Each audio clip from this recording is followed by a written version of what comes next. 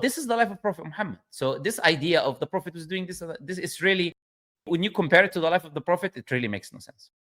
So that is the first point you mentioned. Second point you mentioned about Prophet ﷺ marrying multiple wives. You yourself agreed that other prophets have got. Do you know how many wives Solomon had? I know it was a lot, yeah, but doesn't mean it was. He had okay. 1,000. No. That's the problem you're missing. He had 1,700 concubines and 300 wives.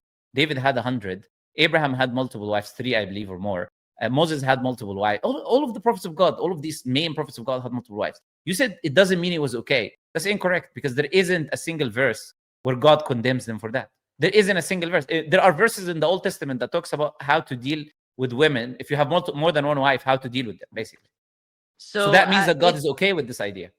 In the Bible, you have to quote it yourself type thing, because I couldn't tell you where it is, but there is scriptures that say, per the prophets that did have multiple wives, tons of how do you say that word? Catastrophes end up happening. Like either all their children that were born would die, their wives would die. No, that's not true. Really actually, that's not true. Actually, no. There's no verse like that. There's only something about. There's only a talk about Solomon because of an action he did, he was punished for, or talk about David because of an action he did, he was punished for. There's not any verses that condemn having more than one wife. None. And there's not a single verse like you said. There's not a verse in the Bible that says what you said. There's not a single verse that says not that God exactly, was punishing. But there's verses that state, or to that meaning be good at all. To your wife, be good to. The Quran says the same thing. Prophet said the best of you are the best of their wives. Prophet ﷺ is telling us the best of you are the best. Yeah, when it says wives means that they're multiple believers, so it's wives in plural. That doesn't mean that believers have many wives. It just means that because there are many believers, you would say wives. They're not one believer. So he says the best of you are the best of their wives, because he's talking to a multitude of people.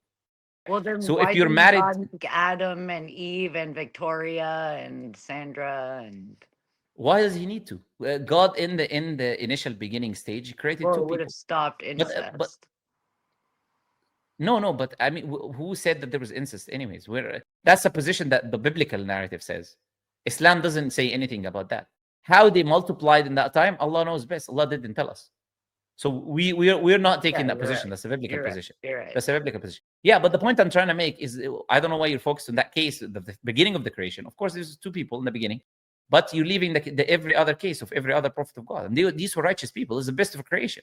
Moses, Abraham, Adam, all of these people are like, they're better than any human being that exists. And God allowed them to do that. Now, when you look at the life of the Prophet Muhammad, who did the Prophet marry? Prophet only married one woman that was a virgin. Only one. All of the other wives of the Prophet, the first wife, for example, his first wife, Khadija, according to the majority of the historians, she was 15 years older than him. She was 40 years old and he was 25. She was in his prime as a man, can say. And she was 40 years old and he married her. And he stayed with her until she died. One wife. Then he married Sauda, who was a widow, an older woman, in her 50s, I believe. Then the Prophet, all the other wives of the Prophet, widows and divorcees, all of them. And many of them were for reasons that are beneficial to the believers. People at that time were tribal. So Prophet ﷺ, for example, married the daughter of the leader of the Jewish tribe. So he can bring the Jewish tribe closer to Islam. Safiya bint Huyay ibn Akhtab. And other wives as well for the same reasons, or the daughters of the leaders of the tribes. He married Aisha because she's the daughter of his closest friend. The point is, none of this was, if this was all for desires and whatever, he would pick the youngest, most beautiful women or whatever. Why would he stop at one number? He can continue. Why would he stop? There is a verse in the Quran. Yeah, sure. I'm going to say this is the last thing. There's a verse in the Quran that was revealed where Allah tells the Prophet that it is not permissible for you now to marry any more wives or to replace your wives, even if you like their beauty. Can you give us a reference, brother? Yeah, sure. Give me 1 second. It's in chapter 33, but I'll give you the exact verse now.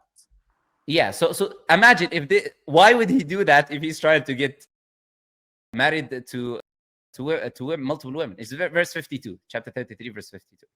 Yes. So you can open it and read it. So actually, let me read it for you in the English translation, just so people can listen to it. Because this idea of trying to accuse the Prophet Muhammad of trying to marry, this is just like nonsense when you look at the Islamic tradition. Look, it is not lawful for you, O Prophet, to marry more women after this, meaning after the revelation of this verse. Nor can you replace any of your present wives with another, even if their beauty may attract you. So it's like, if Allah is revealing that to the Prophet, look, if you want to marry women, then what do? You wouldn't reveal a verse saying that you're not allowed to marry more women. It's the last thing that you would do.